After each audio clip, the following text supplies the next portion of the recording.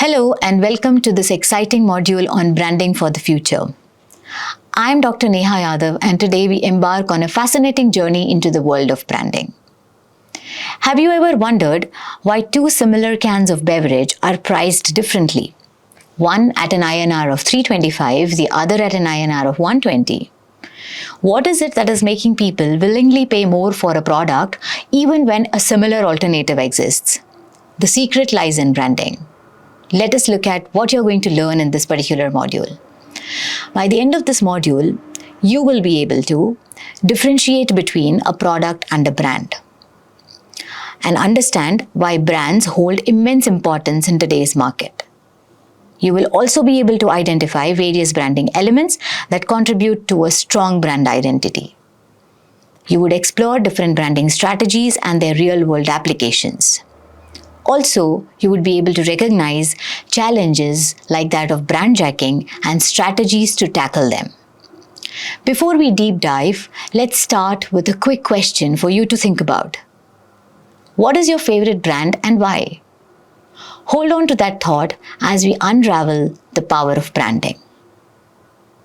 To begin with, let us look at how do we differentiate between a product and a brand. So what is a product? A product is anything that satisfies a consumer's need or a want. Products can take different forms, including physical goods, which are smartphones, clothing, furniture, etc., services that are hotel stays, consulting, banking, people who are celebrities, influencers, even politicians, organizations that could be corporate brands and non-for-profit brands. It could be places, which could be tourist destinations and cities, could be ideas like the movement of saving the planet, retail outlets, department stores, online marketplaces. How is a brand different from a product? A brand is more than just a name or a logo. It actually represents emotions and consumer perceptions. As per the American Marketing Association, a brand is a name, term, sign, symbol, a design, or a combination of all of these elements which are intended to identify the goods and services of one seller and differentiate them from those of the competitors. So why is branding so important? Brands serve multiple purposes. They act as identification tool. They help consumers recognize a product's source. For instance, Coca-Cola's iconic red packaging. They also reduce a lot of risk to establish trust. For instance, Apple's reputation for quality. They also act as search cost reducer. It simplifies consumer decision making so that I can choose one product over the another. They also establish emotional connection as representing a lifestyle like that of Harley-Davidson symbolizing freedom. It also gives the product a competitive advantage where you can differentiate from the competition like that of Tesla's innovation-driven image. Take a moment and think about a brand you're loyal to. Why do you keep choosing it over other alternatives? Share your thoughts in the discussion forum. Before we go any ahead, let us look at the history of branding. Branding has existed for over centuries. The word brander originates from the Old Norse word brandir, meaning to burn, referring how livestock was marked to indicate ownership. Evolution of branding has happened since ancient times when farmers and artisans used symbols to differentiate their goods. Moving on to Industrial Revolution when mass production required distinct brand identities, to today, which is the modern era where digital transformation has revolutionized branding with social media, AI, and personalized marketing. Let me now take you through the key components of branding, starting off with brand identities, which are also called as brand elements. Brand elements are trademarkable aspects that help distinguish a brand.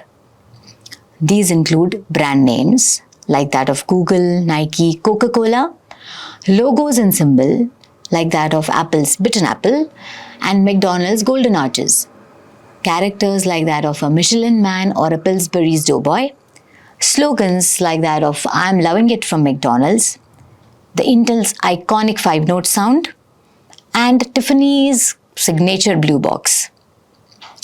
How does marketer decide to choose on an effective branding element? A strong brand element has to have some characteristics. It has to be memorable, which is easy to recall.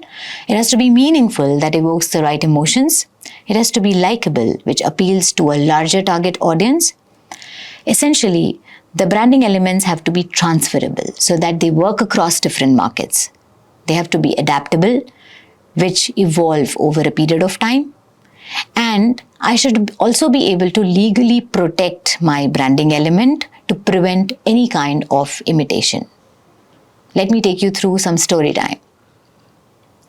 Today I'm going to tell you the story of an iconic brand character, Bibendum, also called as the Michelin Man.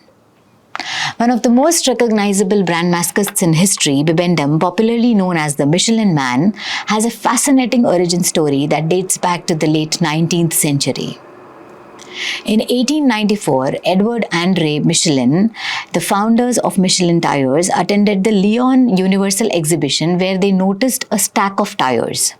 Edward pointed out to his brother that if given arms, this tire stack would resemble a man. This observation sparked an idea.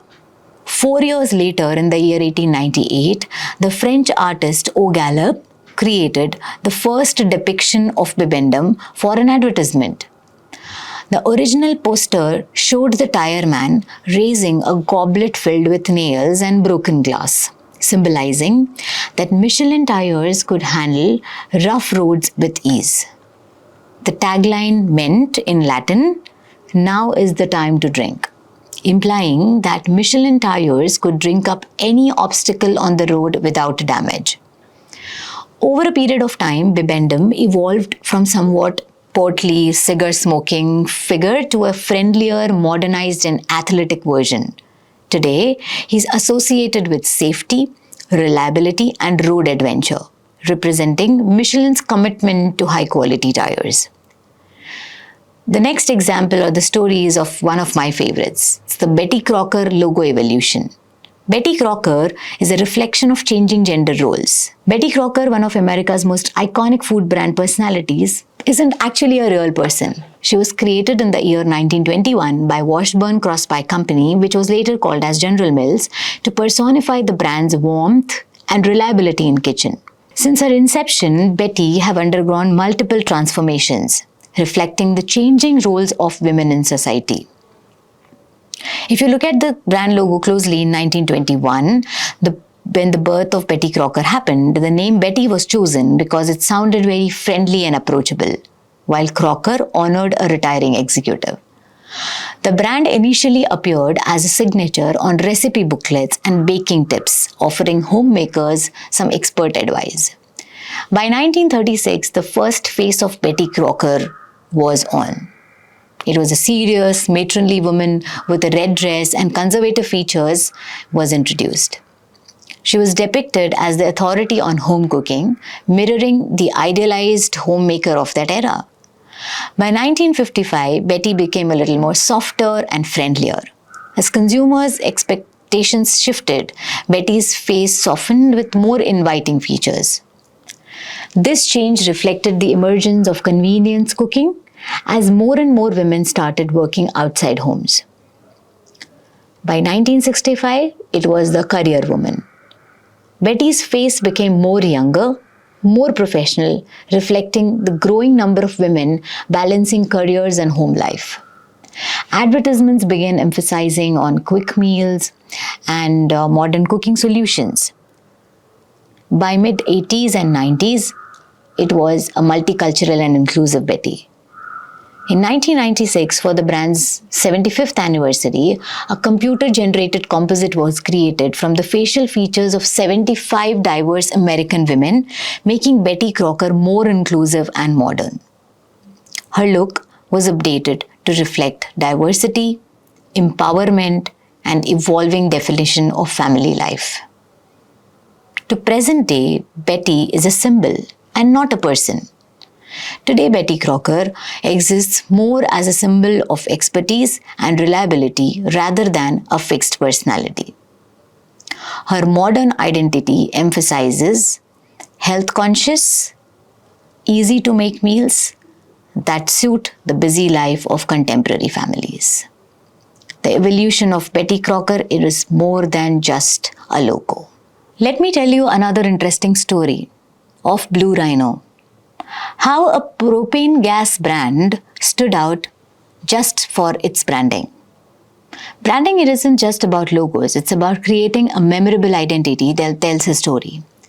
One such great example is that of Blue Rhino, a company that transformed the propane tank exchange business by giving it a recognizable and engaging brand identity. The birth of Blue Rhino that happened in the year 1994.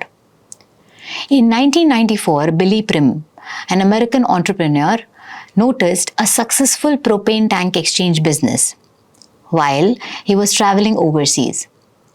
He realized there was no such concept in the US that existed at that point in time, where consumers had to either refill their propane tanks themselves or replace them manually. Determined to revolutionize the market, Prim started his own propane exchange business.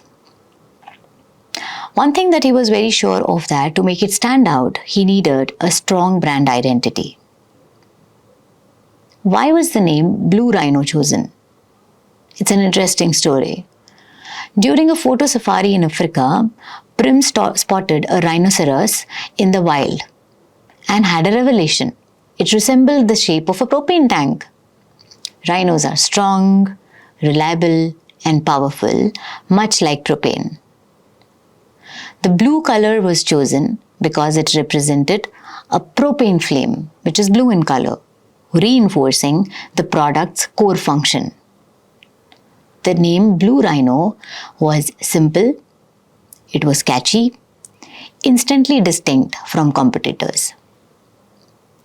The iconic logo, which was blue in color with a rhino, featured a stylized blue rhinoceros with a yellow flame on its horn. The rhino symbolizes strength and durability, while the flame reinforced the brand's association with propane gas. The friendly, cartoonish design made it consumer-friendly, setting it apart from the other propane brands existed in the market that often had a very generic and technical kind of a logo. You can bring a lot of success to the brand by branding. So this is an example of branding a commodity product. Propane gas being branded as Blue Rhino turned a boring necessity into a recognizable brand. It built trust among customers who preferred a branded propane exchange system over the unbranded traditional refill station. The brand grew rapidly and was later acquired by global energy giant Ferrellgas. So what are the key takeaways from Blue Rhino's branding strategy? First, it is about distinct identity given to the brand. A propane tank brand could have been generic, but Blue Rhino's creative approach made it extremely memorable. The second is to attach it to consumer appeal. Instead of focusing only on function, the brand made propane more approachable with a friendly rhino mascot to also create emotional connection. The logo and the brand name created an emotional hook with the consumers, making the consumers trust and remember the brand. Today, Blue Rhino is the market leader in propane exchange services, proving that even a commodity like that of propane gas can become a powerful brand with the right strategy. Let us quickly look into the brand names and their importance. What is a brand name? A brand name is one of the most crucial elements of branding. It serves as an effective shorthand for communication, helps the consumers instantly recognize and associate with a product or a company. So what does a brand name do? It captures the central theme or key associations of the product. It is compact and economical for marketing and communication. Brand name creates a strong brand recall and helps differentiate from competition. Let us take a quick look on the types of brand names and their examples. The first type of brand name is called as a descriptive brand name. These names describe what the brand does or the product's key function. For instance, General Motors, American Airlines, the Weather Channel, etc. The second type is an evocative brand name.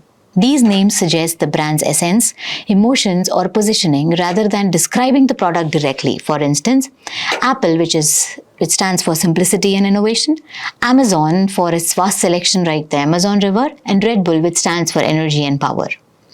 The third type is the invented brand name. These names are completely made up and unique and often easier to trademark. Some quick examples are Kodak, Google, Oreo, or Xerox. Some brand names are acronyms, which use initials or full names to create memorable and concise identity, like that of IBM, which is International Business Machines, BMW, which is Bearish Motor and Workday, and United Parcel Services, standing for UPS. Some names are surnames or founder-based names. These names use the name of the company's founders to establish trust and credibility. Ford, Disney are one such example. Sometimes there are compound brand names. These are a combination of two or more words to create a distinctive brand identity. For instance, face and book, Facebook, YouTube, which is you and tube, and Federal Express. Some names are derived from morphemes, which are the smallest unit of meaning in a language, and are called as morphed names. They often blend familiar words for uniqueness. For instance, Color Stay lipsticks, which is a blend of color and stay, indicating a long-lasting color. Head and Shoulders shampoo, which suggests the dual benefit of, taking care of scalp and hair care. Mop and Glow floor wax, that implies quick cleaning and shine. Some more examples are Shake and Bake chicken seasoning, that is indicating an easy cooking process. And Die Hard batteries, that suggest durability and long-lasting performance. Some of the very interesting brand names the Indian way are now given below. India has seen a rise in local brands that create identity through meaningful names. Limca is inspired by lemon-based drinks. Flipkart is a play between flipping and carting, which is browsing and shopping cart. Mangola is a mango-based drink with a catchy, easy-to-remember name.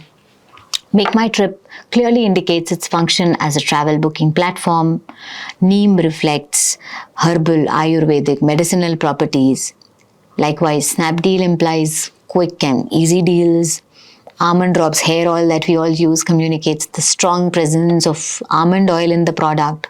A pain relief brand by the name Move is suggesting about quick movement and relief. A heel care product like that of Crack Cream is indicating, its property of, healing the cracks. A brand that focuses on curing ringworm is Ringguard, making the name self-explanatory. So what are the key takeaways for naming a successful brand? The brand name should be distinctive. It should stand out from the competitors. The brand name should be easy to pronounce and remember to enhance the recall. The brand name should also be meaningful and relevant to communicate the product's purpose. It should be legally protectable so that it avoids legal conflicts and ensures uniqueness.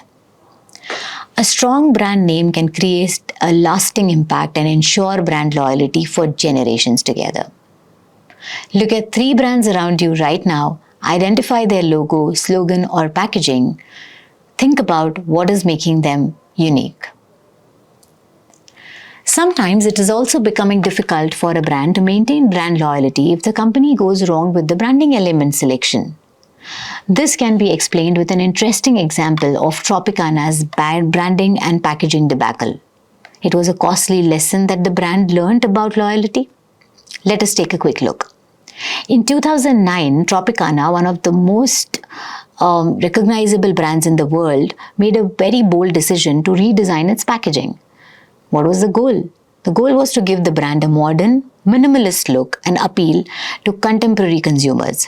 However, what seemed like a fresh approach turned into the biggest branding missteps in the history. The new packaging was a drastic shift. For years together, Tropicana was known for its iconic orange straw, piercing through its visual representation of freshness, pure, and natural juice. This imagery was deeply ingrained in the consumers' minds and made Tropicana instantly recognizable on the store shelves. When the company rebranded in January 2009, the familiar orange and straw was replaced with a simplistic generic design. The logo was shrunk and repositioned vertically. The classic orange and straw visual was removed. The carton now featured a bland glass with an orange juice, which lacked distinctiveness. The brand's tagline, 100% pure and natural, was also subtly altered, facing a lot of consumer backlash, losing brand identity. What happened next was nothing short of a branding disaster of epic proportions. Tropicana's loyal customers failed to recognize the new cartons in the grocery store.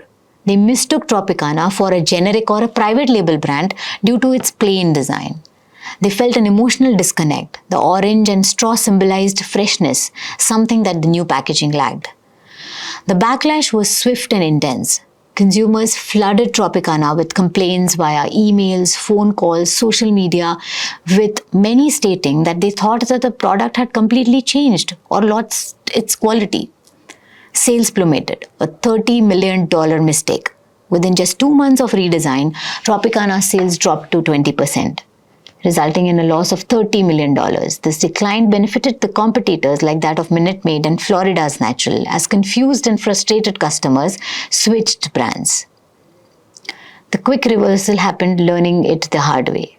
Realizing the blunder, Tropicana's parent company PepsiCo quickly responded. By March 2009, the company announced that it would revert to original packaging. The orange and straw imagery returned, restoring familiarity and brand equity.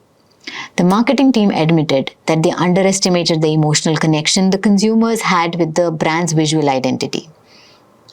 So what do we learn from Tropicana's rebranding failure? That brand familiarity matters. Consumers rely on visual cues to navigate choices, and drastic changes can create confusion. Listen to your customers. Had Tropicana conducted deeper consumer research, they might have realized the potential backlash. Evolution over revolution is important. Minor gradual updates to branding often work better than abrupt overhauls. And emotional connection is the key. The orange and straw wasn't just a symbol or a logo, it represented trust, freshness, and heritage. Tropicana's branding debacle is a classic case of how even well-established brands can suffer when they disrupt consumer loyalty without a clear transition strategy. These branding elements are not devoid of challenges. Let us quickly look at how to protect the brand and the challenges that can come. In a highly competitive marketplace, protecting a brand is just as important as building it. A phenomena called as brand hijacking and the counterfeit products have become significant threats, with lesser-known brands attempting to mimic well-established names to deceive the consumers and profit off their reputation. So what is brand jacking? Brand jacking occurs when unauthorized businesses imitate well-known brands by copying their logos. They use similar font, design, color scheme. They use similar kind of packaging, a nearly identical bottle or box designs. They copy brand names, slightly tweaking the famous brand names. Sometimes even the marketing messages are copied, mimicking the slogans, advertising styles, and themes. The goal of brand jackers is to confuse the consumers into buying a fake product, thinking it's the original one. This is not only harming the brand's reputation, but it also results in financial losses and potential safety hazards, like that of counterfeit medicines and food products. What are these copycat brands doing? Some real-world examples are Adidas versus an Adibas. Many knockoff shoe brands try to replicate Adidas's iconic 3 steps using different names to mislead the consumers. These copycats often sell at a lower price, appealing the customers who may not notice the difference in the first glance. Pepsi versus Popsi was a very interesting example. In many countries, Pepsi knockoffs like Popsi have emerged using similar color schemes and fonts. Some counterfeit soft drink brands even use similar bottle shapes, making it harder for the consumer to differentiate. Another such example is of Colgate. Several toothpaste brands, especially in the market with weaker brand protection laws, have released nearly identical packaging to Colgate, changing only a letter or minor design element. Consumers who are in a rush or not paying enough attention may accidentally purchase the counterfeits. There are dangers of brand jacking and counterfeits. Brand jacking doesn't hurt a company's profits, it can be harmful to the consumers. Fake products are often compromising on safety. For instance, counterfeit cosmetics may contain harmful chemicals. They deliver poor quality, like fake electronics may be prone to malfunctioning. They erode the consumer's trust. If a buyer unknowingly purchases a fake product and has a bad experience, they may avoid the real brand in future. So how should companies fight brand jacking? Companies must take proactive steps to protect their brand identity and prevent copycats from stealing the market share. The first one being legal protection. Trademark and copyright enforcements help registering a trademark like that of a logo, name, slogan or packaging to ensure legal protection. Monitoring counterfeit activity or taking legal action against infringers like lawsuits, cease and desist letters. For instance, Louis Vuitton aggressively pursues legal action against counterfeits selling fake LV handbags. Educating the consumer is another. Helping the customers identify fakes is important. Educational campaigns can teach consumers how to distinguish from an authentic product from counterfeits. For instance, Apple provides a guide on spotting fake iPhones by checking serial numbers and product details. Also, innovating constantly, staying ahead with unique features, regularly updating packaging technology and security features makes it harder for counterfeiters to replicate. Luxury brands embed RFID tags and QR codes to verify this authenticity. Sometimes even retailer engagement helps, ensuring only genuine products are sold. Brands must partner with trusted retailers to ensure customers receive authentic products. Amazon's brand registry helps companies protect their brands by detecting counterfeit listings. Let us, best example of Bislery's counterfeit strategy. Bisleri, India's leading bottled water brand, faced an influx of counterfeit products that mimicked its branding. Fake bottled water brands copied Bislery's name, logo, bottle design, leading to consumers' confusion and safety concerns. Bisleri brought in a solution. Bisleri redesigned its bottle and labels, introducing a unique tamper-proof cap and special color schemes. The company launched a public awareness campaign educating consumers on how to stop genuine Bisleri bottles. Bisleri also worked with retailers to ensure counterfeit brands were removed from the shelf. The result was consumer trust was restored, and customers became more aware of how to identify fake products. Bislery's brand integrity remained intact, and counterfeit sales declined significantly. So, the final thoughts on brand protection. A strong brand identity is only as powerful as its protection strategy. Consumers must educate themselves on how to spot fakes. Innovation and legal enforcements can help fight brand jackers. In today's competitive landscape, brands must effectively and actively safeguard their reputation, ensuring consumers get the quality and trust that they expect. So, branding is not just about logos or slogans.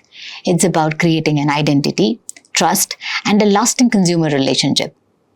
In this module, we explored the difference between product and brand, the importance of branding and brand elements. We also looked at challenges like that of brand jacking and strategies to tackle them. In the next module, we meet up for branding strategies and the real-world examples of them. Next time you buy a product, think about what influenced your choice. Was it the price, the logo, trust, or perception? That's the real power of branding. Thank you for joining this session, and I look forward to seeing you in the next module.